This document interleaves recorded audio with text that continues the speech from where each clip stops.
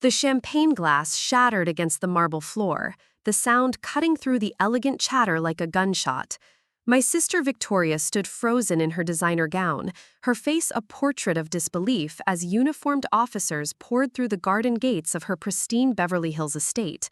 But it wasn't the police arrival that made her world crumble. It was the moment Captain Rodriguez snapped to attention, his voice carrying across the shocked crowd with military precision.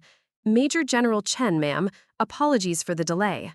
Before we jump back in, tell us where you're tuning in from, and if this story touches you, make sure you're subscribed, because tomorrow I've saved something extra special for you.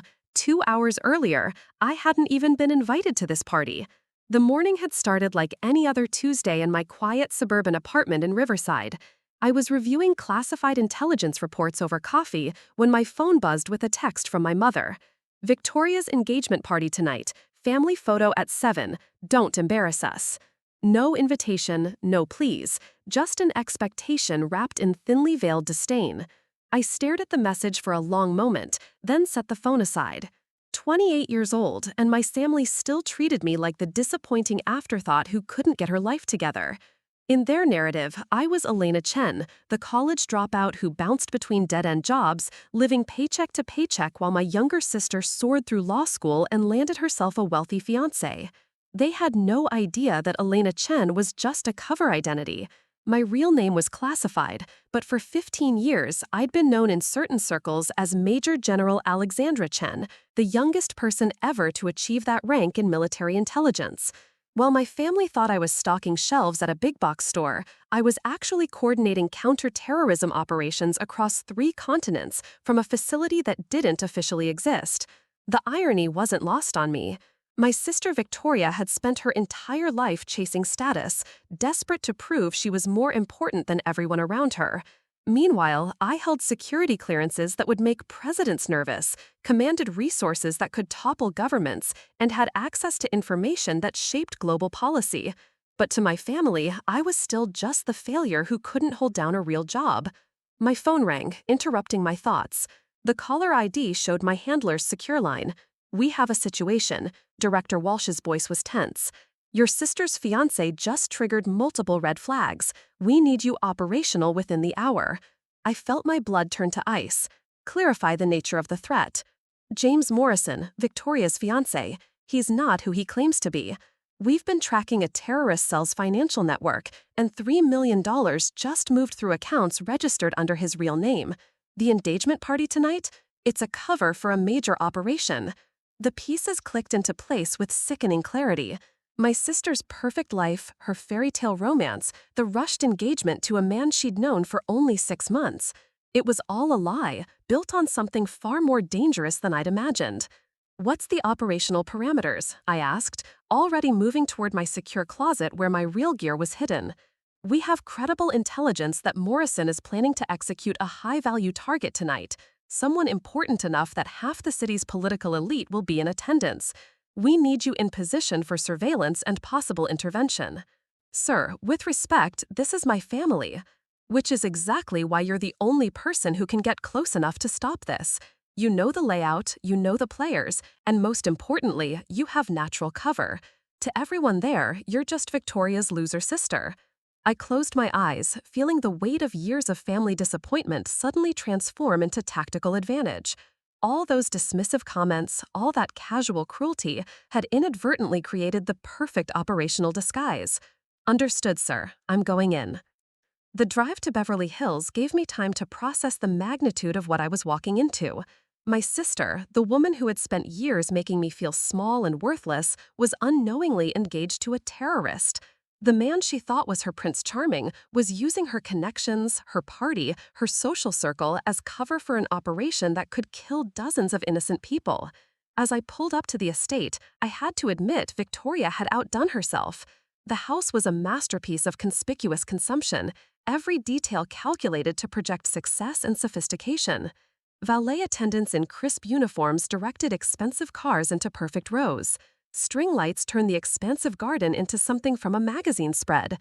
This was her moment of triumph, the culmination of everything she'd worked toward. I walked through the front gates wearing a simple black dress I'd grabbed from my civilian wardrobe, nothing that would draw attention.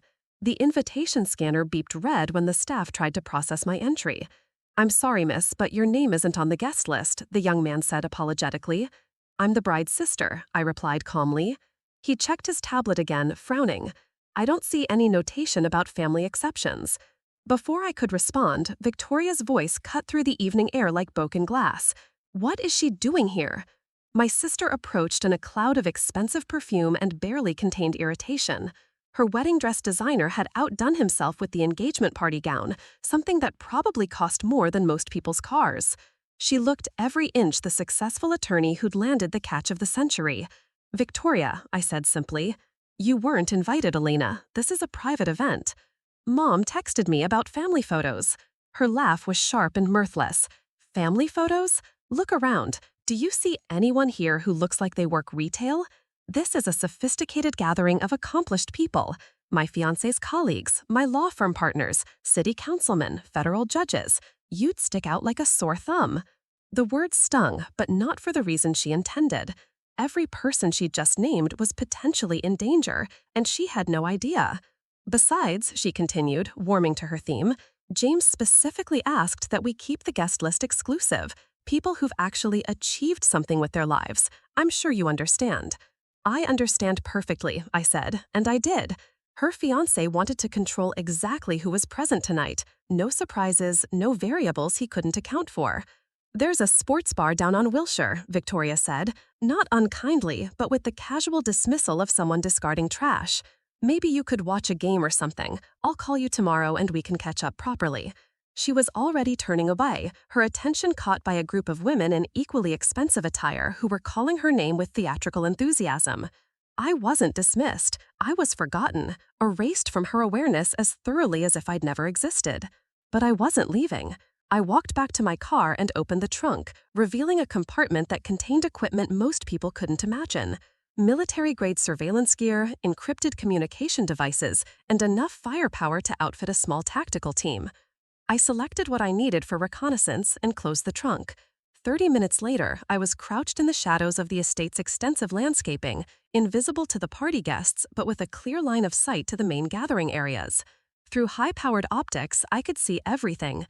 Victoria moved through the crowd like a queen holding court, her laugh bright and musical as she accepted congratulations and consonants. James Morrison stood beside her, playing the part of the devoted fiancé with practiced charm.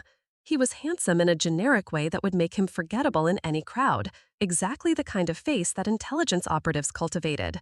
But I could see what my sister couldn't. The way his eyes constantly scanned the crowd, cataloging faces and positions. How his hand never strayed far from the inside pocket of his jacket. Preparing and narrating this story took us a lot of time, so if you are enjoying it, subscribe to our channel. It means a lot to us. Now back to the story. The subtle signals he exchanged with at least 3 other men positioned strategically throughout the gathering. My earpiece crackled with Director Walsh's voice. "Overwatch, do you have eyes on the primary target?" "Affirmative. Target is mobile, interacting with civilians. I count at least 3 potential associates in Overwatch positions. They're professional. Any indication of immediate threat?" I adjusted my position, focusing the optics on a man near the bar who'd been checking his watch every 30 seconds for the past 10 minutes. "Something's building. Timeline feels accelerated." "Copy that. Local units are standing by, but we need confirmation of hostile intent before we can move. Too many high-profile civilians in the area for a preemptive strike." That was the impossible situation I found myself in. I was watching a terrorist operation unfold at my sister's engagement party, surrounded by judges, politicians, and business leaders who had no idea they were walking targets. One wrong move and dozens of innocent people could die. But without concrete evidence of imminent threat, I couldn't authorize an intervention that would destroy my sister's life and potentially create an international incident. I had to get closer. Moving through the landscaping, with skills honed through years of training, I repositioned myself near the main patio where most of the guests had gathered.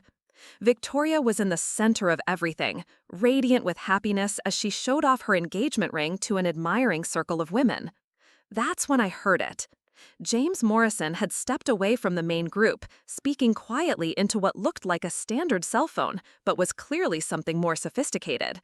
I couldn't make out the words, but the cadence was wrong. Too precise, too formal, the speech pattern of someone receiving orders. My blood ran cold when I saw him nod once, then disconnect the call. He looked directly at his watch, then scanned the crowd with new purpose. Whatever timeline they'd been operating on had just accelerated. I activated my subvocal microphone. "Command, this is Overwatch. Pattern indicates imminent action. Request immediate support." "Overwatch, we're tracking multiple vehicles approaching your location. Military precision formation. ETA 3 minutes." 3 minutes? In 3 minutes, my sister's perfect party was going to become a war zone. I had two choices. I could maintain my cover, stay hidden in the shadows, and let events unfold while providing intelligence to the response teams. It was the safe play, the one that preserved operational security and kept my real identity classified. Or I could blow 15 years of deep cover to save my sister and everyone she cared about. Victoria's laugh carried across the garden, pure and joyful in a way I hadn't heard since we were children. She was announcing her engagement to a room full of people who mattered to her, believing she'd found her happily ever after. The decision made itself. I emerged from the shadows like a ghost materializing from thin air, moving through the surprised party guests with purpose that made them instinctively step aside. My civilian clothes couldn't hide the way I carried myself now, the unmistakable bearing of someone who'd commanded troops in combat zones most people couldn't pronounce. Victoria saw me first. Her face cycled through confusion, embarrassment, and finally anger as I approached. "Elena, what are you doing? You can't just—" I walked past her without breaking stride, my focus entirely on James Morrison. He'd noticed my approach, and I could see the calculation in his eyes as he tried to assess the threat level I represented. To him, I was just his fiancé's loser sister, possibly drunk or having some kind of breakdown. He had no idea he was looking at one of the most dangerous people in the hemisphere. "James," I said calmly, stopping directly in front of him. Or should I say Jamal al-Rashid? The effect was instantaneous. His practiced smile faltered for just a fraction of a second, but it was enough. In that microsecond of recognition, I saw him realize that his cover was blown. "I'm sorry, I think you have me confused with someone else," he said smoothly, but his right hand was already moving toward his jacket. "I don't think so." My voice carried a new authority that made nearby conversations pause. "Step away from my sister. Now." Victoria was beside me in an instant, her face flushed with embarrassment and rage. "Elena, have you lost your mind? You're making a scene. Security!" But the security guards weren't moving toward me. They were looking past me, toward the garden gates where the first of the tactical vehicles was pulling through. That's when everything went sideways. James Morrison's hand emerged from his jacket, holding not a weapon, but a small device that looked like a garage door opener. His thumb was already moving toward the button when I reacted with reflexes honed through a decade and a half of life-or-death situations. I covered the distance between us in 2 steps, my hand clamping down on his wrist with enough force to stop his finger millimeters from the trigger. The device clattered to the ground as I swept his legs, sending him crashing into the catering table behind him. The party erupted into chaos. Screams echoed through the garden as guests scattered in every direction, expensive gowns and tailored suits forgotten in the panic. Victoria stood frozen in the center of it all, her mouth open in shock as she watched her mild-mannered sister systematically dismantle her fiancé with techniques that definitely weren't taught in retail training programs. "Elena, what is happening?" she screamed over the noise. I didn't have time to answer. Morrison's associates were already moving, and I could see weapons appearing in hands throughout the crowd. This wasn't just a terrorist attack. It was a coordinated operation designed to take out multiple high-value targets while making it look like a random act of violence. The tactical teams burst through the garden perimeter like a tide of controlled violence, their movements precise and overwhelming. But they weren't police, and they weren't FBI. These were my people, military assets operating under authorities that most civilians couldn't imagine. Captain Rodriguez approached through the chaos, his face grim as he surveyed the scene. When he spotted me restraining Morrison near the overturned catering table, his entire demeanor shifted. Years of training and protocol kicked in as he snapped to perfect attention. His voice carried across the garden with military precision, cutting through the panic and confusion like a blade. Major General Chen, ma'am, apologies for the delay. The effect on the crowd was electric. Conversation stopped mid-sentence. The screaming died away to shocked whispers. Every eye in the garden turned toward me, trying to reconcile the woman they thought they knew with the title they'd just heard. Victoria's face went through a series of expressions so rapid I could barely track them: confusion, disbelief, recognition, and finally something that might have been fear. "Major General," she whispered. I released Morrison's wrist and stood, brushing off my simple black dress as if I'd just finished a routine meeting rather than preventing a terrorist attack. When I spoke, my voice carried the calm authority that had commanded operations across 6 time zones. "Captain Rodriguez, situation report. Ma'am, we've secured the perimeter and neutralized 4 hostiles. The device you prevented the primary target from activating was connected to explosive charges positioned throughout the venue. Estimated casualties, if detonated, would have exceeded 50% of those present." The words hung in the air like poison. 50% casualties. My sister's engagement party had been planned as a massacre from the beginning. Victoria was staring at Morrison, who was now secured with zip-tie restraints, his handsome face twisted with rage and defeat.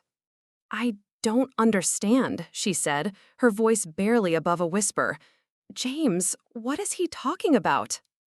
"Your fiancé," I said gently, "is Jamal al-Rashid, a terrorist operative we've been tracking for 3 years. He infiltrated your life to gain access to the social and political connections you represent.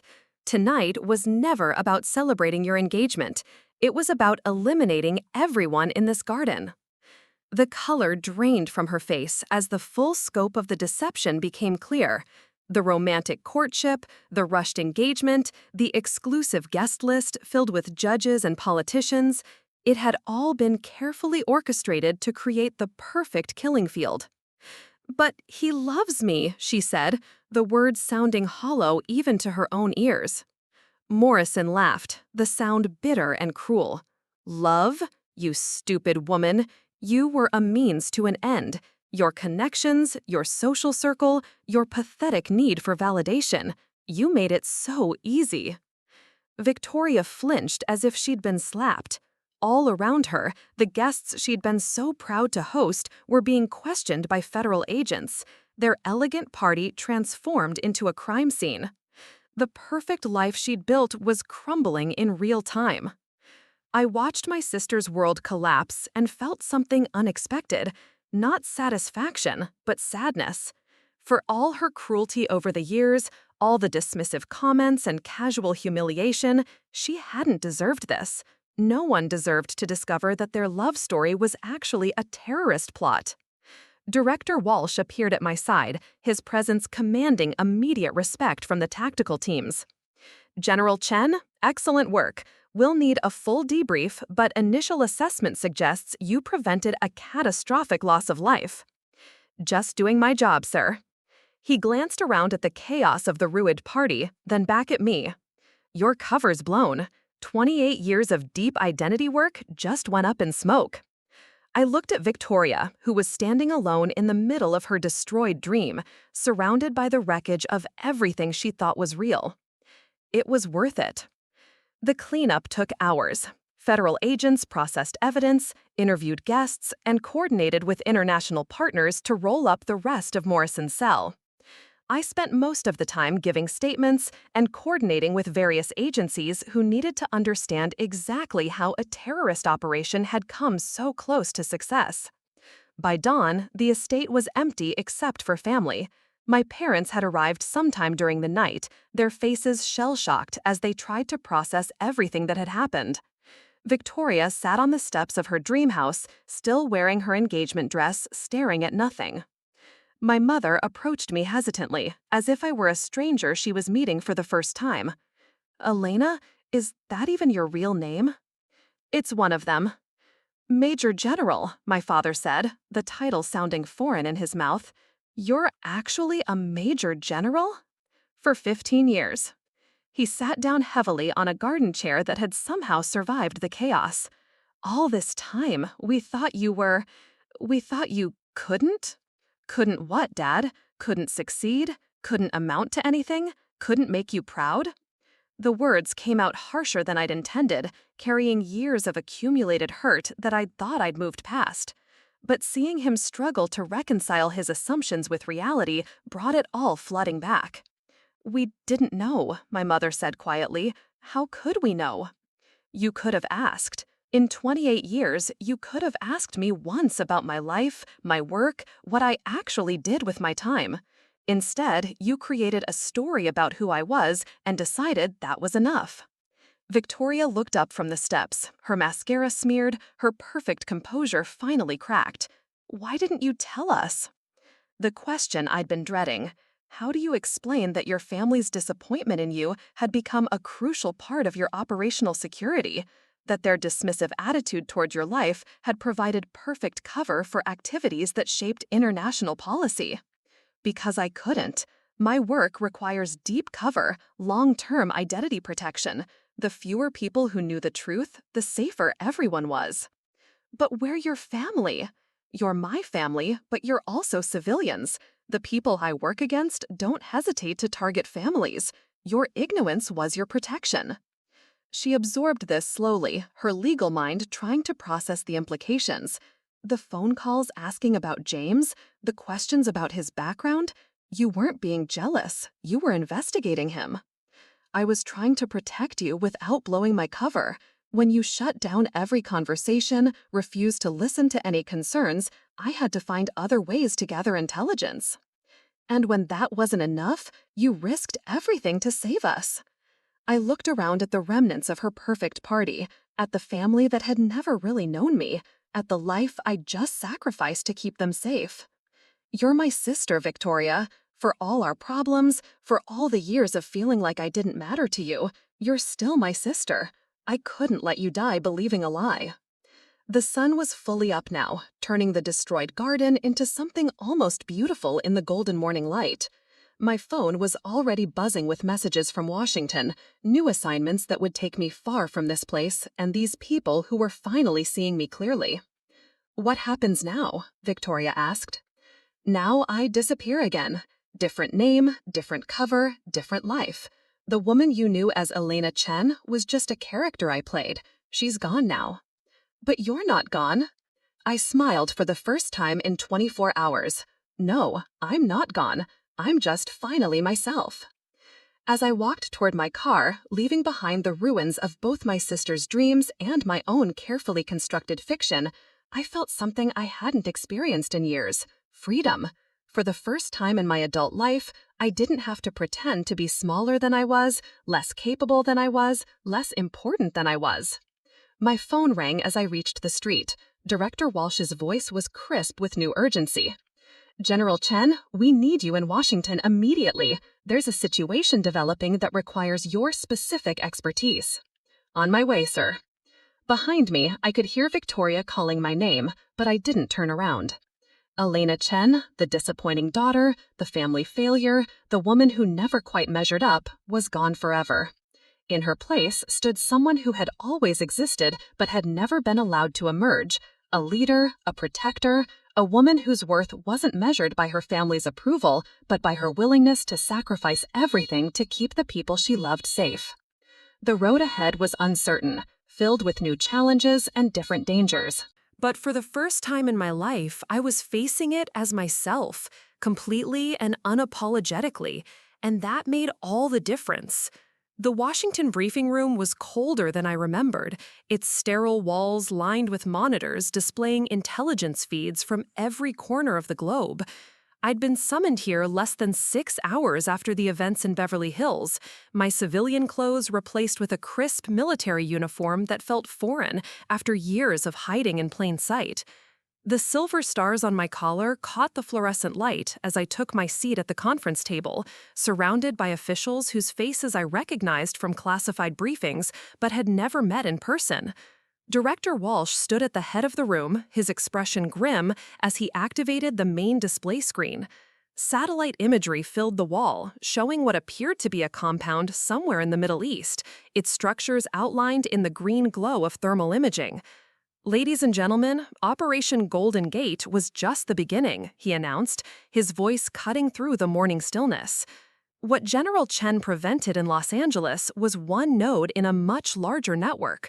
We now have confirmation of at least 12 similar operations planned across major metropolitan areas, all targeting high-value civilian gatherings.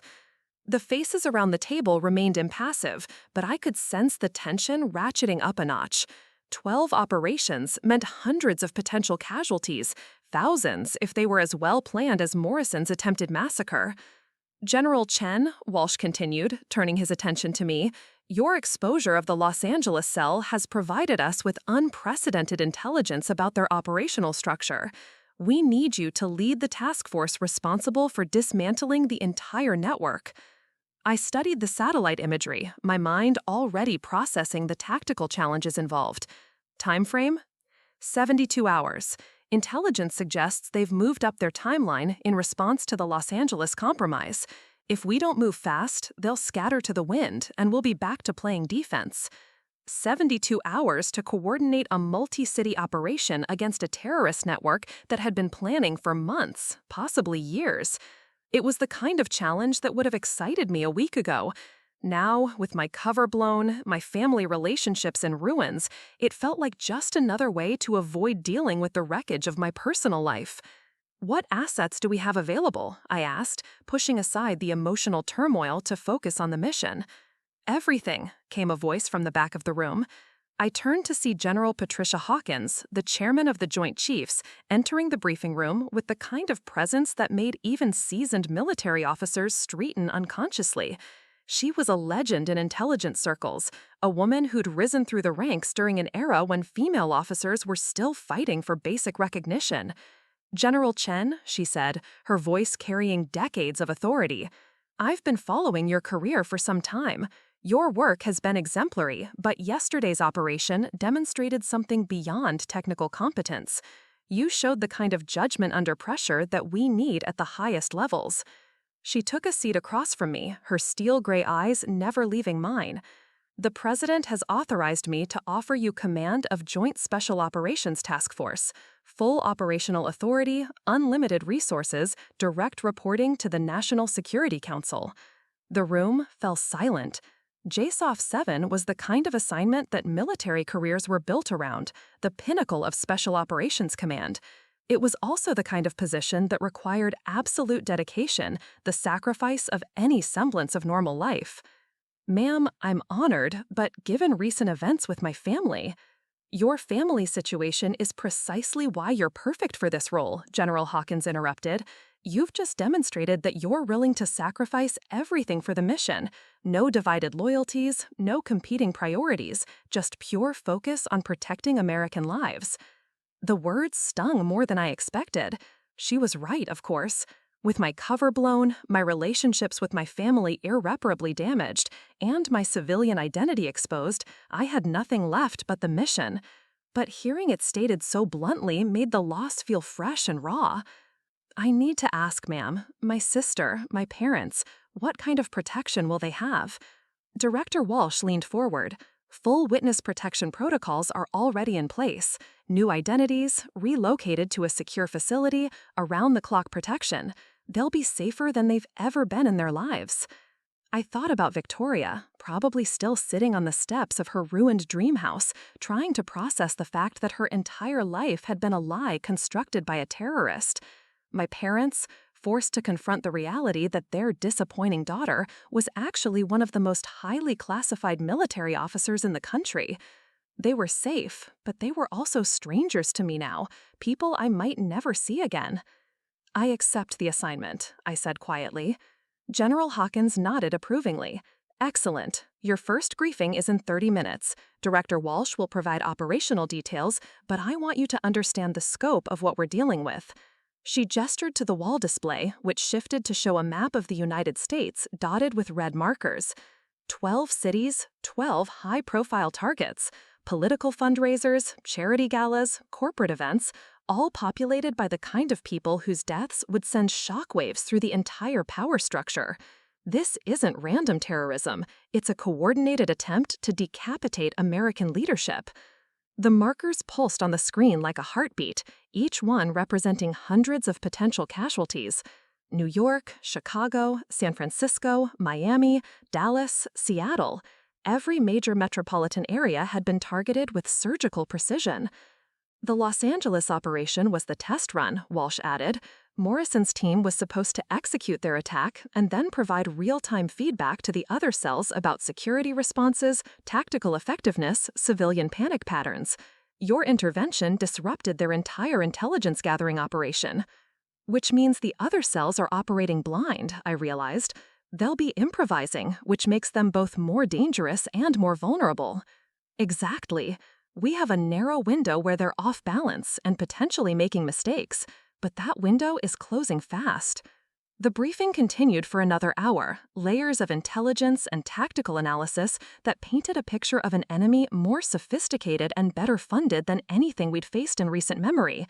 These weren't amateur extremists with homemade explosives. They were professional operators with military-grade equipment and inside knowledge of American security protocols. By the time I left the briefing room, I had a secure phone with direct lines to every major intelligence agency, authorization codes that could mobilize military assets anywhere in the continental United States, and a countdown timer that reminded me I had 68 hours to prevent the largest coordinated terrorist attack in American history. My first stop was the secure facility where my team was being assembled. The building looked like any other government office complex from the outside, but the security checkpoints and blast-resistant construction told a different story. Inside, I found a war room that would have impressed the Pentagon, with real-time intelligence feeds, secure communication links, and enough computing power to coordinate a small war. The team waiting for me represented the best of American special operations. Captain Maria Santos from Army Special Forces, a demolitions expert who'd spent 3 tours dismantling terrorist networks in Afghanistan. Commander Jake Patterson from Navy SEAL Team 6, whose urban warfare experience was legendary even in classified circles. Major David Kim from Air Force Special Operations, a surveillance and reconnaissance specialist who could find a needle in a haystack from 30,000 feet. But it was the civilian analyst in the corner who caught my attention. Dr. Rebecca Foster looked like she belonged in a university library rather than a military command center, but her credentials were impressive. PhD in behavioral psychology from MIT, former CIA analyst, author of classified papers on terrorist cell structure and communication patterns. General Chen, she said, approaching with a tablet full of data, I've been analyzing the communication intercepts from the Los Angeles operation. There's something unusual about their operational security. I gestured for her to continue as the rest of the team gathered around a central planning table covered with maps, photographs, and intelligence reports. Most terrorist cells operate under strict compartmentalization protocols, Dr. Foster explained. Limited communication, minimal coordination, each cell operating independently to prevent the kind of comprehensive takedown we're attempting. But this network is different. They're sharing real-time intelligence, coordinating timing, even adjusting tactics based on feedback from other operations. Captain Santos frowned. That makes them vulnerable to exactly what we're doing. Take down one cell, and we can roll up the entire network. Theoretically, yes, but it also means they can adapt faster than we've seen before. If we miss even one cell, they can warn the others and disappear completely. Commander Patterson studied the map of targeted cities. So we need to hit all 12 simultaneously. No room for error, no second chances. The magnitude of what we were attempting began to sink in. Coordinating simultaneous operations across 12 cities, each with different local law enforcement protocols, different terrain, different security challenges. It was the kind of operation that military planners usually spent months developing. Major Kim, I said, turning to the Air Force officer, what kind of surveillance assets do we have available? Full spectrum, ma'am. Satellite coverage, drone overwatch, signals intelligence, human assets. We can track every phone call, every movement, every financial transaction. The question isn't what we can see, it's how fast we can process the information. Dr. Foster looked up from her tablet. I might have a solution for that. The intercepts from Los Angeles included references to a central coordination hub. If we can identify and infiltrate that hub, we might be able to disrupt their entire communication network simultaneously. Where? I asked. Still analyzing, but the linguistic patterns suggest somewhere in the Pacific Northwest, possibly Seattle, maybe Portland. Urban environment, major port city, significant immigrant population for operational cover. I studied the map again, noting the red marker over Seattle. That's also one of their target cities. Which makes sense tactically, Commander Patterson observed. Hit your target and eliminate your command structure simultaneously. If the operation succeeds, they don't need coordination anymore. If it fails, there's no central hub left to be compromised. The pieces were starting to come together, but the timeline remained impossibly tight. 67 hours to identify 12 terrorist cells, locate their command structure, and execute simultaneous takedown operations across the entire continental United States. My secure phone rang, the distinctive tone indicating a priority call from Washington. General Chen, Director Walsh's voice was tense. We have a problem. The Seattle operation just accelerated.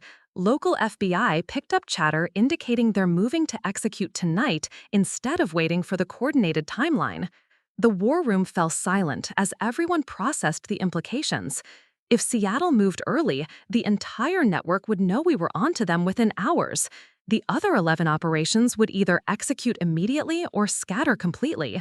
What's the local law enforcement situation in Seattle? I asked. Complicated. The target is a charity gala for children's cancer research. 200 guests, including the governor, 3 senators, and half the state's Supreme Court. The venue is the Space Needle restaurant, which presents unique tactical challenges. I closed my eyes for a moment, visualizing the iconic Seattle landmark. 600 feet above the ground, limited access points, civilian population with nowhere to run. It was a tactical nightmare wrapped in a public relations disaster. Timeline for the other operations? Still analyzing, but we think we have maybe 18 hours before they either execute or abort completely. 18 hours. The window had just shrunk from 3 days to less than a day, and our first operation was happening in one of the most challenging environments imaginable. Captain Santos, I said, how fast can you get a team to Seattle? Military transport can have us there in 4 hours, but that doesn't leave much time for reconnaissance or planning. Major Kim, what kind of real-time intelligence can you provide on the Space Needle venue? Structural plans, security protocols, guest lists, staff schedules, everything except the exact location and timing of the terrorist team. Dr. Foster was already pulling up data on her tablet. Based on the Los Angeles operational pattern, they'll have at least one insider, probably on the catering or security staff. The explosive device will be sophisticated, probably disguised as part of the building infrastructure. And they'll have a backup plan for extraction or martyrdom. The complexity of the situation was staggering, but I could feel something familiar settling over me, the calm focus that came with impossible odds and absolute necessity. This was what I'd trained for, what 15 years of classified operations had prepared me for. Here's what we're going to do, I announced, my voice carrying the authority that had commanded operations across 6 continents. Captain Santos, take your team to Seattle immediately. Commander Patterson, coordinate with local law enforcement and establish a perimeter. Major Kim, I want full surveillance coverage of the Space Needle starting 30 minutes ago. Dr. Foster, dive deeper into those communication intercepts. I want to know everything about their operational structure before our people hit the ground. The team dispersed with military efficiency, each member focused on their piece of an incredibly complex puzzle. I remained at the planning table, staring at the map of targeted cities and thinking about my sister. Victoria was probably in protective custody by now, her perfect life reduced to a safe house somewhere in the American Midwest. She'd lost everything, her fiancé, her home, her career, her identity. All because I'd chosen mission over family, duty over personal loyalty. But looking at those 12 red markers, thinking about the thousands of innocent people who would die if we failed, I knew I'd made the right choice. My family was safe. These potential victims weren't, not yet. My phone buzzed with an encrypted message from Major Kim. Satellite imagery showed unusual activity around the Space Needle. Catering trucks arriving off schedule, security personnel in positions that didn't match standard protocols, maintenance workers accessing areas that should have been sealed off for the evening event. The Seattle cell was definitely moving tonight. I opened a secure communication channel to Captain Santos, who was somewhere over the Rocky Mountains in a military transport aircraft. Santos, this is Chen. The situation is accelerating. We're seeing indicators that suggest the attack is imminent, possibly within the next 6 hours. Her voice crackled back through the encrypted link. Copy, General. We're running tactical scenarios based on the venue layout. It's going to be tight, but we can do it. Understood. But Santos, there's something else. This isn't just about stopping the Seattle operation. We need at least one of these terrorists alive. Someone who can give us intelligence on the other 11 cells. Ma'am, with respect, taking prisoners in a situation like this, I know what I'm asking, but if we don't get actionable intelligence tonight, we'll be playing catch-up for the next 18 hours while terrorists execute operations in 11 other cities. The risk is worth it. The line was quiet for a moment. Roger that, General. We'll adapt our tactics accordingly. I closed the communication channel and turned my attention back to the intelligence feeds streaming across the wall monitors. Somewhere in that data was the key to stopping not just the Seattle attack, but the entire network. I just had to find it before time ran out. Dr. Foster appeared at my shoulder, her tablet displaying a complex network analysis. General, I think I found something. The communication patterns from Los Angeles weren't just operational coordination. They were reporting to someone, providing detailed feedback on security responses, civilian behavior patterns, media coverage. Someone's collecting data on American crisis response, I realized. Exactly.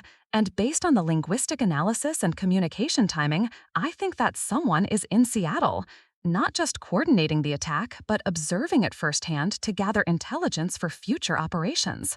The implications were staggering. This wasn't just terrorism, it was reconnaissance. Each attack was designed not just to cause casualties, but to provide detailed intelligence on American security capabilities. They were studying us, learning our responses, preparing for something even larger. Dr. Foster, I need you to expand your analysis to include all 12 target cities. Look for patterns that suggest observation posts, intelligence gathering operations, anything that indicates they're collecting data rather than just planning attacks. She nodded and returned to her workstation, fingers flying across multiple keyboards as she dove deeper into the intercepted communications. Around the war room, other analysts were coordinating with field teams, law enforcement agencies, and intelligence assets across the country. My secure phone rang again. This time, it was General Hawkins. Chen, I'm getting reports that you've authorized a high-risk extraction operation in Seattle. Are you sure about this? Ma'am, based on current intelligence, I believe the Seattle attack is part of a larger intelligence gathering operation. We need a live capture to prevent the other 11 attacks. And if your team fails, if they're compromised trying to take prisoners instead of eliminating the threat? It was the question I'd been dreading, but the answer was clear. Then we lose Seattle, but we save 11 other cities. The mathematics are unavoidable. General Chen, you've been in command of this task force for exactly 4 hours. Are you prepared to make life and death decisions for hundreds of Americans based on a theory? The weight of command settled on my shoulders like a physical burden. 4 hours ago, I'd been Elena Chen, the disappointing daughter at her sister's engagement party. Now, I was responsible for preventing the largest terrorist attack in American history, and every decision I made could mean the difference between life and death for thousands of people. Yes, ma'am, I am. Then God help us all. Proceed with the operation. The line went dead, leaving me alone with the consequences of my choices. On the wall monitors, I could see Captain Santos's team approaching Seattle, their aircraft beginning its descent toward a city that had no idea it was about to become a battlefield. Major Kim's voice came through the communication system. General, we're tracking at least 6 individuals with suspicious movement patterns around the Space Needle. They're definitely positioning for an operation. Timeline. Based on their current movement, I'd estimate they're planning to execute during the dinner portion of the gala, maximum crowd density, everyone seated and focused on the speakers, optimal casualties. 2 hours. In 2 hours, terrorists would attempt to murder 200 innocent people, including some of the most important political leaders on the West Coast. My team would be on the ground in 30 minutes, which gave them 90 minutes to identify the threats, coordinate with local authorities, and execute a precision operation in one of the most challenging environments imaginable. I thought about Victoria again, wondered if she was watching the news, if she had any idea that her sister was coordinating a counter-terrorism operation that would determine the fate of thousands of Americans. Probably not. She was probably still trying to process the fact that her entire life had been built on lies told by a man who wanted to kill her. Dr. Foster approached the command table again, her expression intense. "General, I've found something significant. The communication patterns indicate that Seattle isn't just another target, it's the command node for the entire network." Explain.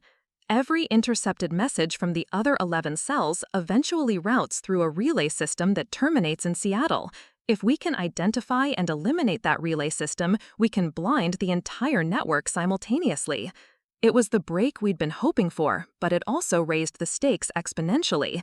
Seattle wasn't just about preventing one attack, it was about dismantling the entire terrorist network in a single operation. Dr. Foster, can you pinpoint the location of this relay system? Working on it, but the signals are heavily encrypted and routed through multiple servers. I need more time.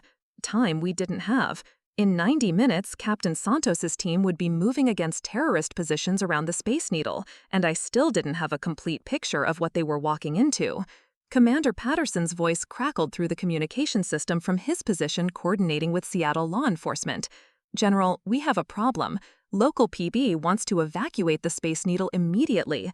They're threatening to move forward with or without our approval." I understood their position.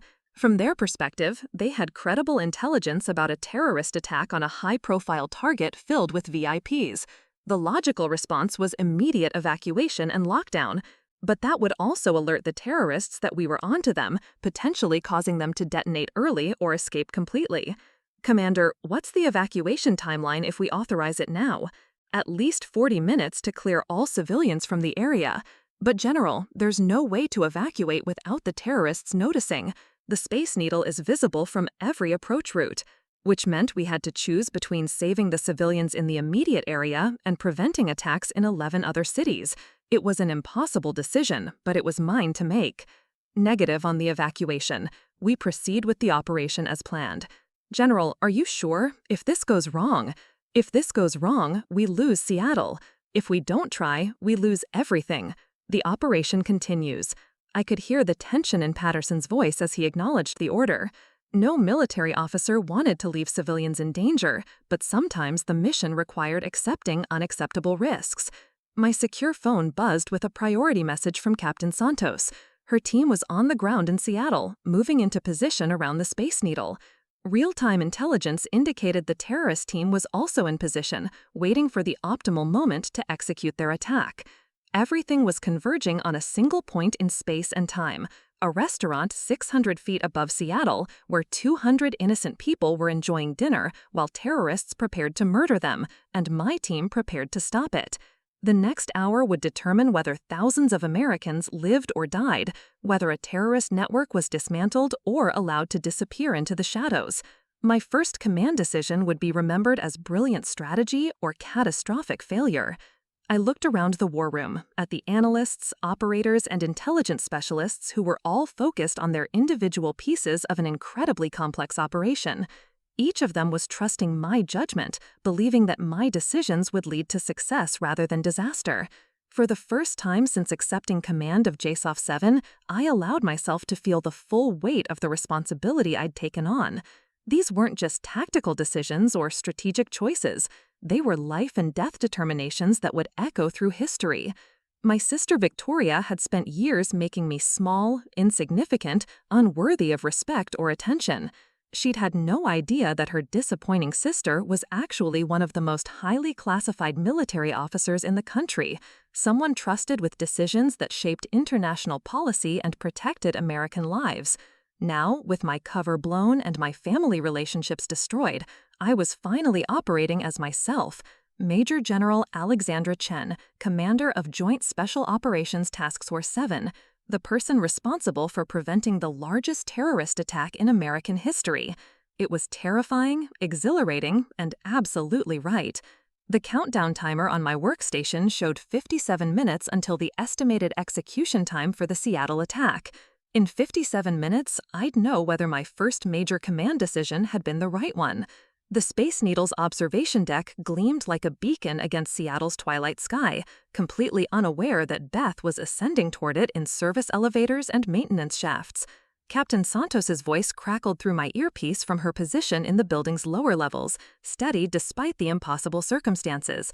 Phoenix Base, this is Eagle 1. We've identified 4 hostile positions within the structure, 2 in the kitchen level, 1 in mechanical systems, and 1 unaccounted for. The explosive device appears to be integrated into the restaurant's central support column. I studied the architectural blueprints spread across my command table, tracing the structural vulnerabilities that made the Space Needle both an engineering marvel and a tactical nightmare. 600 feet of vertical separation between ground level and target, with only 2 elevator shafts and 1 emergency stairwell providing access. Eagle 1, what's the status on civilian evacuation routes? Compromised, Phoenix Base. The elevator systems have been tampered with, emergency exits are blocked from the inside, and the main stairwell has been rigged with secondary charges. These people are trapped. Dr. Foster looked up from her analysis station, her face pale. General, the communication intercepts just spiked.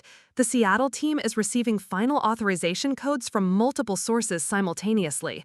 Timeline? Minutes, not hours. They're moving to execute now.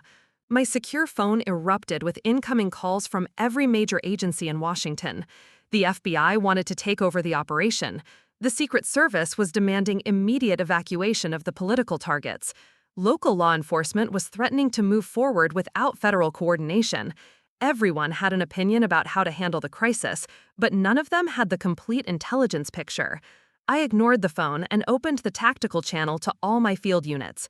All Eagle elements, this is Phoenix Base. We are green light for Operation Thunderbolt. Execute immediately. I repeat, you are authorized to engage. The war room fell silent, except for the steady hum of communication equipment and the distant sound of helicopters approaching Seattle from multiple directions. On the wall monitors, I could see thermal imaging from overhead surveillance showing Santos's team moving through the Space Needle's interior with precision that would have impressed Swiss clockmakers. But precision wasn't going to be enough. The terrorists had turned the entire structure into a death trap, and my team was walking into it voluntarily because 200 innocent civilians needed someone to stand between them and annihilation. Commander Patterson's voice came through from his coordination post with Seattle PD. Phoenix Base, local authorities are reporting unusual activity at the port. Multiple vehicles moving toward predetermined positions, consistent with extraction or escape routes. Copy that. Major Kim, redirect surveillance assets to monitor all potential exit strategies. These terrorists planned for success, but they also planned for failure. The next few minutes unfolded with the terrible inevitability of a natural disaster. Santos's team encountered their first hostile contact in the Space Needle's mechanical level, the engagement brief and decisive. 1 terrorist eliminated, 1 wounded, and secured for interrogation. But the noise had alerted the others, and suddenly the entire operation shifted from stealth infiltration to active combat. Phoenix Base, we're taking fire from multiple positions, Santos reported, her voice steady despite the chaos erupting around her. The hostiles are using the civilian population as human shields, positioning themselves near occupied tables. Through the thermal imaging, I could see the restaurant guests beginning to panic as the sound of gunfire echoed through the dining room. 200 people who'd come to support children's cancer research were now cowering under tables while a battle raged around them. Eagle 1, what's the status on the primary explosive device? Still active, Phoenix Base. The detonation mechanism is more sophisticated than we anticipated. We're going to need time to disarm it properly. Time we didn't have. Dr. Foster's analysis showed that the other 11 terrorist cells had gone silent simultaneously, which meant they were either executing their own operations or had been warned about the Seattle compromise. My tactical display showed red alerts beginning to appear in other cities. Chicago reported suspicious activity at a political fundraiser. New York was tracking unusual movement patterns around a charity auction. Miami had identified potential threats near a corporate gala. The domino effect I'd been desperately trying to prevent was happening in real time. Dr. Foster, any progress on locating the communication hub? General, I think I found it. The signal relay isn't coming from a building or facility. It's mobile, probably on a ship in Elliott Bay. The terrorists have been coordinating from international waters where our jurisdiction is limited. A ship, of course. It explained how they'd managed to avoid detection for so long, how they could coordinate across multiple time zones, how they planned to escape after the operations concluded. They weren't just planning attacks, they were planning to disappear completely. Major Kim, redirect satellite coverage to Elliott Bay. I want every vessel in that area identified and tracked. Already on it, General. We've got a cargo vessel that's been anchored in the same position for 3 days. Minimal crew activity, no legitimate cargo operations. It's gotta be our command ship. The pieces of the puzzle were finally coming together, but the Seattle operation was reaching its critical phase. Santos's team had fought their way to the restaurant level, but the explosive device remained active, and the terrorists were using the civilian population as a defensive barrier. Phoenix Base, this is Eagle 1. We have visual on the primary device. It's definitely sophisticated, probably military grade. But General, there's something else. One of the terrorists is wearing what appears to be a suicide vest. The situation had just escalated from difficult to nearly impossible. A suicide bomber in a confined space with 200 civilians meant that even successful neutralization of the threat could result in massive casualties. Eagle 1, can you isolate the suicide bomber from the civilian population? Negative, Phoenix Base. He's positioned himself in the center of the dining area, maximum casualty potential. Any approach will trigger detonation. I closed my eyes for a moment, processing options that all seemed to end in tragedy. Then Dr. Foster's voice cut through my decision paralysis. General, the communication intercepts show something interesting. The suicide bomber isn't receiving the same command codes as the other terrorists. His orders are coming directly from the ship, not through the network. He's not part of the primary team. He is insurance. Insurance against exactly what we were trying to do. If the operation failed, if the terrorists were captured, if the explosive device was disarmed, the suicide bomber would ensure maximum casualties regardless. Dr. Foster, can we intercept or jam the communication signal controlling the suicide bomber? Possibly, but it would require getting close to the ship in Elliott Bay. The signal strength suggests they're using a direct line-of-sight transmission system. A direct assault on the command ship while simultaneously conducting a hostage rescue operation in the Space Needle? It was the kind of multi-dimensional tactical challenge that military academies used as theoretical exercises because it was considered too complex for real-world execution. Commander Patterson, what naval assets do we have available in Puget Sound? Coast Guard cutter Columbia is 15 minutes out, and there's a Navy destroyer on training exercises about 30 minutes from Elliott Bay. But General, any aggressive action against the ship might trigger the suicide bomber prematurely. The mathematics of the situation were brutal and clear. We had multiple simultaneous crises requiring immediate action, limited resources, and no margin for error. Every decision carried the potential for catastrophic consequences. My secure phone buzzed with an urgent message from General Hawkins. Chen, the president is monitoring the situation. The entire national security apparatus is watching your first major command decision. No pressure. No pressure. Just the lives of hundreds of Americans, the credibility of the military's special operations capability, and the future of counter-terrorism strategy, all hanging on choices I'd have to make in the next few minutes. All units, this is Phoenix Base. We're implementing Protocol 7. Eagle elements continue assault on Space Needle targets. Naval assets move to intercept the command vessel. Dr. Foster, prepare to initiate electronic warfare protocols against the ship-based communication system. Protocol 7 was something I developed during my years in classified operations, a contingency plan for situations where multiple simultaneous operations were required with insufficient resources. It was risky, complicated, and had never been tested in real-world conditions. Santos's voice crackled through the communication system. Phoenix Base, we're in position to neutralize the remaining terrorists, but the suicide bomber is still a factor. We need that communication jamming operational before we can move. Stand by, Eagle 1. Major Kim's surveillance data showed the Coast Guard cutter approaching the suspicious cargo vessel, but the terrorists on board had noticed the attention. The ship was beginning to move, attempting to reach international waters where American forces couldn't pursue. Major Kim, how long before that vessel reaches the 12-mile limit? At current speed, maybe 20 minutes. But General, if they get into international waters, we lose any legal authority to intercept. 20 minutes to coordinate a naval interdiction, neutralize a terrorist command center, jam their communication systems, and execute a hostage rescue operation in one of the most challenging venues imaginable. I opened channels to all operational units simultaneously. All Eagle and Naval elements, this is Phoenix Base with final operational orders. Eagle 1, you are authorized to breach and clear the Space Needle restaurant level the moment communication jamming is confirmed. Naval elements, you are authorized to intercept and board the cargo vessel using any necessary force. Dr. Foster, initiate electronic warfare protocols on my mark. The war room around me had transformed into something resembling mission control for a space launch, with dozens of analysts monitoring different aspects of an operation that was unfolding across air, sea, and land simultaneously. Every screen showed critical information, every communication channel carried urgent updates, and every second that passed brought us closer to either complete success or catastrophic failure. Phoenix Base, this is Coast Guard Columbia. We have visual confirmation of hostile activity aboard the cargo vessel. They appear to be preparing to scuttle the ship. Scuttling the ship would destroy any intelligence about the other 11 terrorist cells, eliminate the communication hub coordinating the entire network, and potentially kill any prisoners who might provide information about future operations. Columbia, you are authorized to prevent scuttling by any means necessary. Do not allow that vessel to sink. Understood, Phoenix Base. Dr. Foster looked up from her electronic warfare station.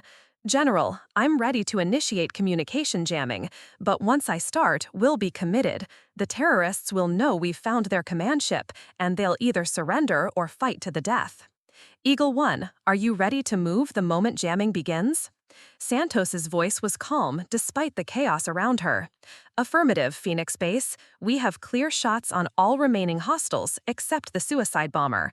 Once his communication link is severed, we can neutralize the threat. This was it, the moment when months of planning, years of training, and a lifetime of preparation would either pay off or prove insufficient. I thought about Victoria, probably watching news coverage of the crisis without knowing her sister was coordinating the response. I thought about my parents, finally understanding why their disappointing daughter had always been so secretive about her work. Dr. Foster, initiate jamming. All units, execute, execute. The next 60 seconds contained more violence, coordination, and precision than most military operations see in hours. Santos's team breached the restaurant level of the Space Needle just as the suicide bomber's communication link went dead, his detonator rendered useless by the electronic warfare systems targeting the command ship. The terrorists were neutralized with surgical precision, their weapons silenced before they could harm a single civilian. Simultaneously, the Coast Guard cutter Columbia closed with the cargo vessel in Elliott Bay, her crew boarding the ship just as the terrorists attempted to activate scuttling charges. Naval Special Warfare operators secured the vessel, captured 3 high-value prisoners, and recovered intelligence that would lead to the identification and capture of terrorist cells in all 11 remaining target cities. The Space Needle's explosive device was disarmed by Santos's demolitions expert with 47 seconds left on the timer, its sophisticated mechanism rendered harmless by a combination of technical expertise and steady nerves under impossible pressure. By the time the sun rose over Seattle the next morning, the largest coordinated terrorist attack in American history had been prevented, an international terrorist network had been dismantled, and 200 innocent civilians had returned home to their families instead of becoming casualties in someone else's war. I stood in the war room surrounded by the controlled chaos of a successful operation, listening to status reports from field teams in 12 different cities. The intelligence recovered from the command ship had provided everything we needed to roll up the entire network within 18 hours. General Hawkins appeared on the secure video link from Washington, her expression unreadable. General Chen, preliminary reports suggest complete mission success. Casualties? 0 civilian casualties, ma'am. 4 terrorists eliminated, 6 captured alive with full intelligence value. The network has been completely compromised and is being systematically dismantled. Outstanding work, General. The President wants to personally commend your performance, and there's already talk of expanding JSOP 7's operational parameters based on your success. After she disconnected, I found myself alone with the aftermath of the most intense 18 hours of my military career. My first major command decision had been validated by complete success, but the cost in personal terms was still sinking in. My civilian phone, the one connected to Elena Chen's old life, had been buzzing with messages for hours. I finally picked it up to find dozens of missed calls and text messages from numbers I didn't recognize. News media, probably, trying to track down the mysterious military officer who'd coordinated the counter-terrorism operation. But buried in the spam was a single message from Victoria. I saw the news coverage about Seattle. They said a Major General Chen was in command. I know it was you. I don't understand everything that happened, but I know you saved those people. I'm proud of you. I stared at the message for a long time, feeling something shift inside my chest. For 28 years, I'd craved recognition from my family, desperate for them to see me as something more than a disappointment. Now that I had it, I realized it didn't matter anymore. Their approval had stopped being important the moment I accepted responsibility for protecting hundreds of strangers. A knock on the war room door interrupted my thoughts. Captain Santos entered, still wearing the tactical gear from the Seattle operation, her face showing the exhaustion that followed intense combat. General, the team wanted me to tell you something. We've all served under a lot of different commanders, worked for people who made decisions from behind desks while we took the risks. Last night was different. You didn't just give us orders, you made the hard choices that gave us a chance to succeed. She paused, looking around the war room that had become the nerve center for the most successful counter-terrorism operation in recent history. Ma'am, we'd follow you anywhere. After she left, I walked to the window overlooking the city that had almost become a battlefield. Somewhere out there, Victoria was trying to rebuild her life after discovering that everything she'd believed about love, success, and family had been carefully constructed lies. My parents were grappling with the reality that their disappointing daughter was actually one of the most highly classified military officers in the country. And I was standing in a war room where I belonged, finally operating as the person I'd always been but had never been allowed to show the world. My secure phone rang with the distinctive tone indicating a priority call from the Pentagon. The next crisis, the next impossible decision, the next opportunity to stand between innocent people and those who would harm them. I answered on the second ring. Major General Chen. General, we have a situation developing in Eastern Europe. How quickly can your team be operational? I looked around the war room one final time, at the maps and monitors and communication equipment that had become the tools of my trade, at the analysts and operators and support staff who had trusted my judgment with their lives and the lives of hundreds of civilians. We'll be ready in 6 hours, sir. Because that's what we did. We stood ready, we made the hard choices, we accepted impossible odds, and we succeeded, because failure meant innocent people died. My sister Victoria had spent years making me feel small and unworthy, believing that success was measured in social status and public recognition. She'd had no idea that real strength was found in the willingness to make life and death decisions for people who would never know your name. The terrorist network that had planned to murder thousands of Americans was gone, dismantled by people who worked in shadows and asked for no credit beyond a knowledge that their actions mattered. I was no longer Elena Chen, the disappointing daughter who couldn't live up to her family's expectations. I was Major General Alexandra Chen, commander of forces that most people couldn't imagine, protector of freedoms that others took for granted. And for the first time in my life, that was enough. Up next, you've got 2 more standout stories right on your screen. If this one hit the mark, you won't want to pass these up. Just click and check them out.